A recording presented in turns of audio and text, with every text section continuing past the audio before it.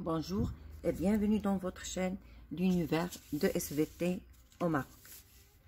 Alors pour les élèves de la 3e année collégiale, dans cette séance, on va voir la correction des exercices d'évaluation. Alors avant de commencer, on va voir ici un tableau. Alors vous avez ici la page 20, un tableau. Ce tableau qui résume toutes les modifications et les simplifications moléculaires qui se font lors de la digestion. Alors, je commence par les organes sécréteurs. Alors, commençons tout d'abord par la bouche. Donc, la bouche sécrète un suc digestif à un pH égal 7, ça veut dire un pH neutre, qui est la salive. Et la salive contient une enzyme qui s'appelle l'amylase. Le rôle de l'amylase, c'est la transformation de l'amidon cuit en maltose. Après, les glandes de la paroi de l'estomac sécrètent un suc digestif qui est le suc gastrique et un pH est égal à 1. Ça veut dire un milieu qui est acide. L'enzyme en question, c'est la protéase, c'est la pepsine. Son rôle, c'est la transformation des protéines en polypeptides. Après, on passe au pancréas. Le suc digestif sécrété, c'est le suc pancréatique. Le pH est égal à 8, ça veut dire un pH qui est basique. Les enzymes sont tout d'abord l'amylase, qui a pour rôle la transformation de l'amidon cuit en maltose. La protéase, la trypsine, qui transforme les protéines et les polypeptides en polypeptides de taille plus ou moins petite. Et enfin, la lipase, qui transforme les lipides émulsionnés par la bile sécrétés par la vésicule biliaire en acide gras et en glycérol. Enfin, on a les cellules de la paroi de l'intestin grêle.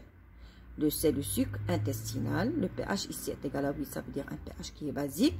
Les enzymes en question sont la protéase, peptidase, qui transforme les polypeptides, qui sont des macromolécules, en acides aminés, qui sont des molécules très simples. Après, la maltase, qui simplifie le maltose en glucose. La saccharase, qui simplifie le saccharose en glucose. Et enfin, la lactase, qui simplifie le lactose en galactose et en glucose. Et enfin, on a la lipase, qui simplifie les lipides en acides gras et en glycérol. Alors, à mon avis, j'ai dit que ce tableau, vous devez l'apprendre parce qu'il est très intéressant du fait qu'il résume toutes les réactions chimiques de la digestion. Très bien. Alors maintenant, je commence par la première partie, la restitution des connaissances. Très bien. Alors, répondez aux questions suivantes. Alors, mieux qu'on a un exercice pareil, les réponses ديالكم يكونوا bref. Alors la première question, quel est le rôle d'une enzyme? Cite un exemple. Alors بما انهم طلبوا منا غير un seul exemple, donc on va donner rien qu'un exemple. Alors tout d'abord la définition d'une enzyme. Alors une enzyme est indispensable au déroulement d'une réaction chimique, comme c'est le cas par exemple les réactions chimiques de la digestion. Alors, comme exemple, on peut citer ici l'amylase salivaire qui intervient dans la digestion de l'amidon. Je passe à la deuxième question. Alors, la deuxième question, quelle est la différence entre les aliments et les nutriments? Alors, on a vu que les aliments sont constitués généralement par des macromolécules. Alors, les macromolécules, ce sont des molécules qui sont de grande taille. Et les nutriments sont composés de molécules simples qui sont issues de la digestion. Après, je passe, qu'est-ce qu'un suc digestif? Une glande digestive. Alors, tout d'abord, qu'est-ce qu'un suc digestif? Alors, un suc digestif, c'est un liquide contenant des enzymes digestives. Il est sécrété par, bien sûr, une glande digestive. Après, que se passe-t-il au niveau des villosités? Alors, on a déjà vu les villosités. Alors, au niveau des villosités intestinales, on a vu que les nutriments passent de la lumière de l'intestin grêle. Alors, Quand on parle de la lumière, ça veut dire le milieu. Vers, bien sûr, les vaisseaux. Il y a les vaisseaux lymphatiques ou bien vers les capillaires sanguins. Et c'est ce qu'on appelle d'ailleurs l'absorption intestinale. Oui. La question suivante. Quels sont les nutriments qui sont véhiculés par la lymphe? Alors, on sait très bien que les acides gras et le glycérol seront véhiculés par la lymphe. Dans quel organe sont transformés les protéines? Alors, la transformation des protéines se fait tout d'abord au niveau de l'estomac, puis après au niveau de l'intestin grêle. Quel est le résultat de cette transformation? Alors, le résultat de la transformation des protéines en, bien sûr, acides aminés qui sont des petites molécules. Très bien, je passe au deuxième exercice. Grande. On veut chercher si un aliment contient un protéine. Quelle est la réaction qu'on doit faire? Alors, on a déjà vu le cours. La réaction en question, la réaction de Buren. Alors, qu'est-ce qu'on a fait? On a ajouté un aliment du sulfate de cuivre et de la soude. L'apparition d'une teinte violette indique que l'aliment contient des protéines. L'exercice suivant. Un ouvrier prend lors de son repas. Alors, on va voir un repas d'un ouvrier qui est composé par les œufs, des pommes de terre, du beurre et une orange. Quels sont les aliments simples contenus dans ce repas? Alors, comme aliments simples, je peux citer tout d'abord l'eau, après les protéines, les glucides, les lipides, des sels minéraux et aussi des vitamines. Alors, trouvez le rôle de chacun de ces aliments. Donc, pour l'eau. Alors, pour l'eau, l'eau, elle est indispensable à la vie, indispensable au fonctionnement de toutes nos cellules. Après, on a les protéines. Les protéines, on sait déjà que ce sont des aliments constructeurs.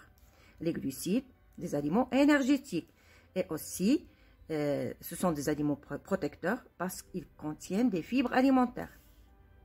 Les lipides, aliments énergétiques et constituant important des membranes cellulaires. Les sels minéraux assurent plusieurs fonctions dans les cellules. Et enfin, les vitamines qui sont aussi des aliments protecteurs. L'exercice suivant. Alors, de l'emploi d'amidon a été versé dans 2 tubes à essai. Un contient de la salive, l'autre n'en contient pas.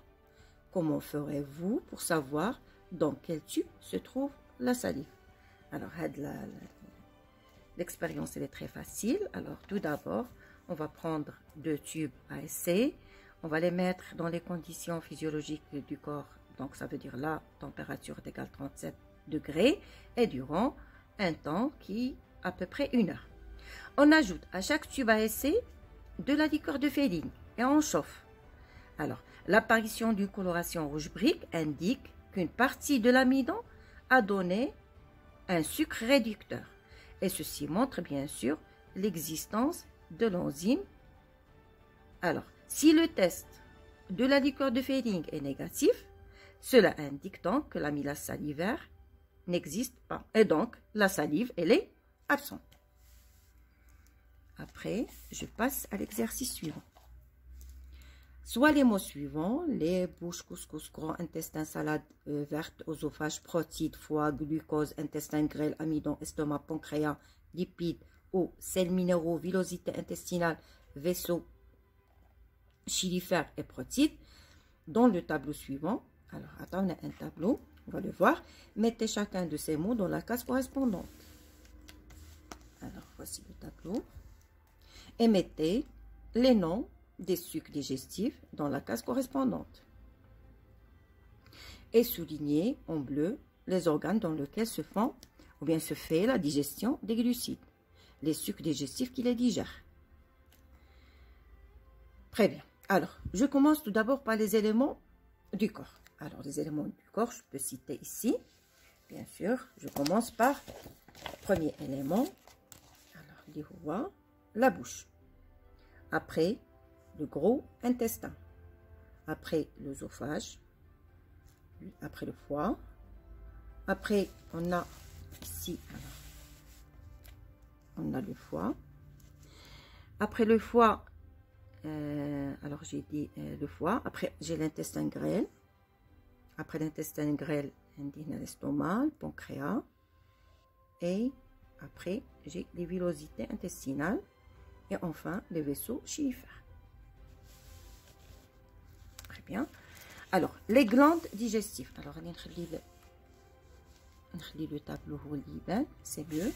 Alors, pour les glandes digestives, alors qu'est-ce que je peux dire?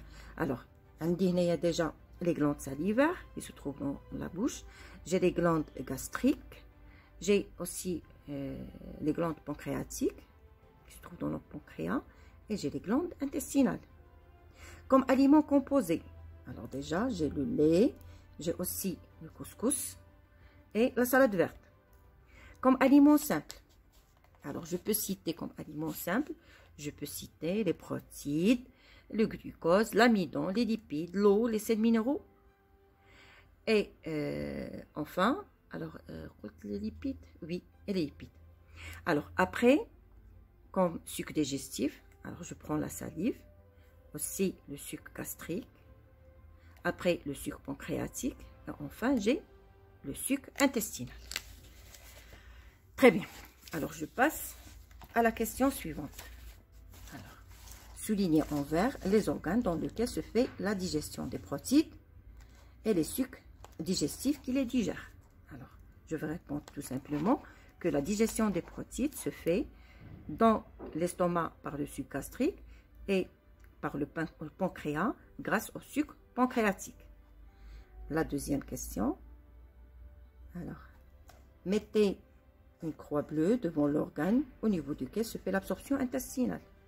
Alors, comme l'absorption se fait, l'absorption intestinale se fait dans l'intestin grêle et aussi par les villosités intestinales. Mettez une croix verte devant les aliments qui passent dans le sang et une croix noire devant les aliments qui passent dans les vaisseaux chylifères et ou lymphatiques. Alors, qu'est-ce que je peux dire ici? On a des aliments qui passent dans le sang. Alors, on a les protéines, le glucose, les sels minéraux et l'eau. Par contre, les aliments qui passent dans la lymphe, c'est les lipides et les sels minéraux. Alors, vous pouvez le faire tout simplement le tableau. Après, une protéine. Et, tout d'abord, alors, on a les réponses au choix. Ou bien plutôt, on va dire si la réponse est vraie ou fausse. Alors, une protéine est une molécule organique. Alors, ici, oui, c'est vrai. Formée par un enchaînement d'acides gras, c'est faux. Formée par un enchaînement d'acides aminés, c'est vrai.